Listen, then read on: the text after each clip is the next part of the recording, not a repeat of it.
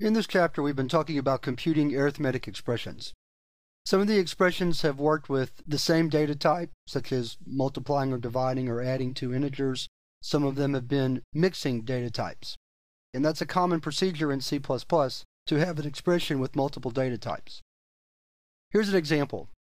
We have the constant double pi, and we have the integer 3, which is a literal in this case. When we multiply them together, we get the result 9.42478, which is a floating point number. And that's exactly what you expect to get.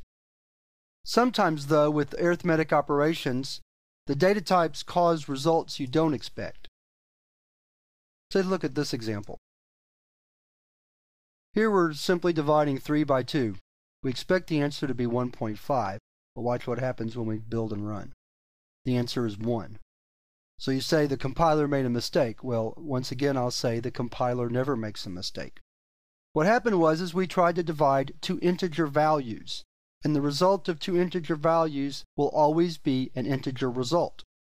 So it couldn't display 1.5, it could only display the integer part of that, which is 1. To get the answer we want, we need to make one part of that expression floating point.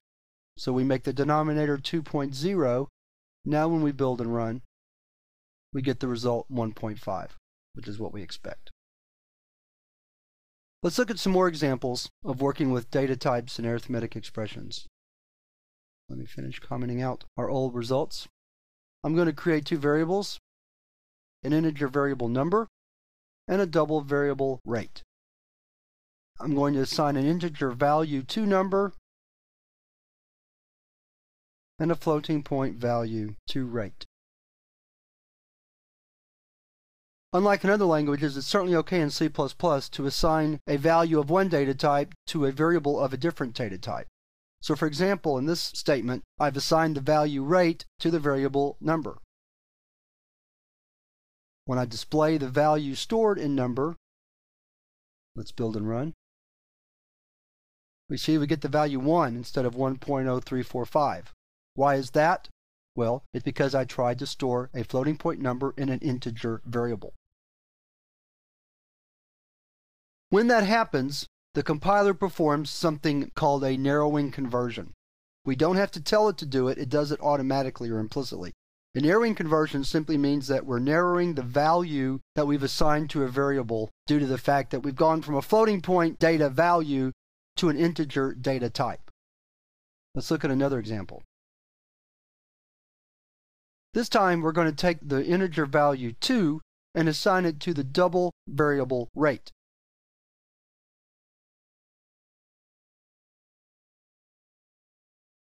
We won't see the result of this when we display it because the C++ compiler displays whole double values without the point 0. But nonetheless, the value that is stored in rate in this example is 2.0. That is something called a widening conversion. In a widening conversion, we actually make the data type wider from 2 to 2.0. Both of these are examples of, and I mentioned this earlier, of what are called implicit conversions. There's also such a thing as an explicit conversion using something called a typecast. A typecast allows us to actually tell the compiler we want the conversion to go from one data type to another. So for example, in the example earlier, I could have written number, assign the value, and then in parentheses int. That's the typecast. That's saying take the value that follows, rate, and cast it or convert it into an integer value. Just like we could have done the same for number. Here we're saying typecast number as a double and then assign it to the variable rate. Typecasts are always preferred over implicit conversions because you're making your intention clear to the person reading your program. And I'll say again, it's just as important for your programs to be readable by people as it is to be executable by the computer. We'll wrap up this chapter with an exercise on converting formulas to C++ code.